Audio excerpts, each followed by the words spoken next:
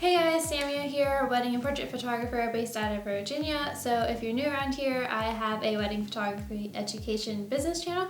I come out with 2 new videos every week, so make sure you subscribe. And today I want to talk about the best off-camera flashes that I use in my business. Okay, so I have a freebie down below all about how to book more weddings that you can download if you want to. I'm going to talk to you about these flashes. So the first flash that I ever got was this Sunpack Flash. So this was $75 from Walmart. I actually love this flash.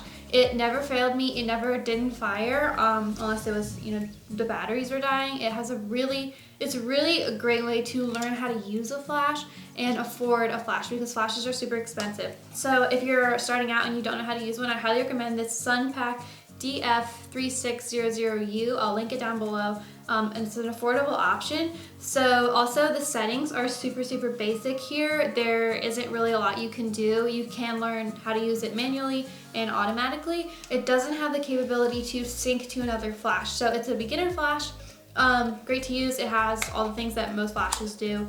Pop up, there's a little white card in there, but mine's stuck, won't come out because I dropped it. But there's a diffuser, all the basic things a flash can do, this can do. It's also just as powerful. In my experience, it's been just as reliable as the more expensive flashes in terms of how powerful it is. So the only advantage in my experience to upgrading your flash is the ability to sync. So this is a great option if you want to learn flash in a cheap way. Okay, and then the Powerhorse flashes, which are these 600EX2 RT. Most people call them the 600s. It's made by Canon. They are speedlight flashes.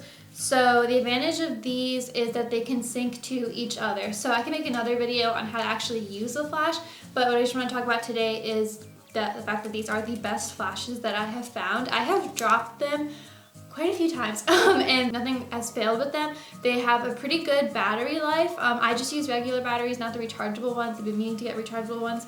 So they take regular AA batteries. What you can do is, like I said, you can sync these 2 flashes. And they're super easy to sync. So there's a lot of things you can do with this flash, but I love them. I will probably never change flashes. And if you buy 3 or 4, you can sync all of them.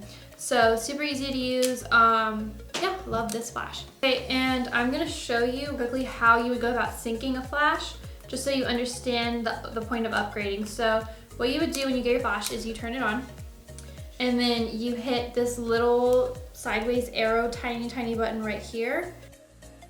So you would click this, and then it will bring you to this menu. You can choose between all those options. So it says wireless off, link shot, master, slave, whatever. So what you do is you click down where it says master on the flash that is on your camera first. So first you make this your master. So once you hit that, it's going to bring you back to the ETTL manual whatever mode, and it'll automatically set you up to where it says all here. So anyways, what you'll do is that now this is made the master and it's red. So what you would do is on the other flash, you would go into the same thing, and the setting right next to it, you would make slave. So then every time you fire this, now that this is a slave, it will fire. So what you do if you want to change powers is it will say ratio off is the automatic. So that means they're synced to be the same power until you tell it otherwise. So you would change over from ETTL, and then you would hit mode, go over to manual.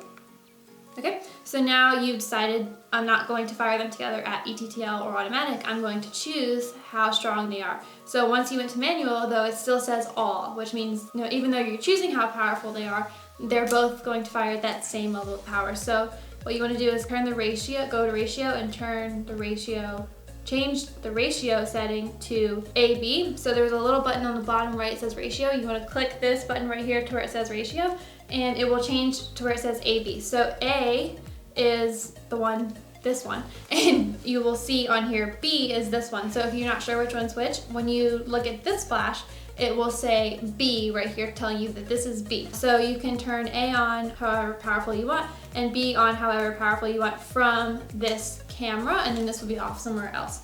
So the kind of rule of thumb if you're shooting a first dance is that the farther flash on the other stand is twice as powerful and directly at the subject, and this is half as powerful, which I can make another video on exactly how to use these, but I just wanted to show you the best flashes. and the power of setting them up and syncing them together. Okay guys, that's pretty much it. I will link all these flashes below. Hope it was helpful. Leave a comment below if you've used these flashes or a different flash, and let me know what works for you. So I will see you guys later this week on this YouTube channel.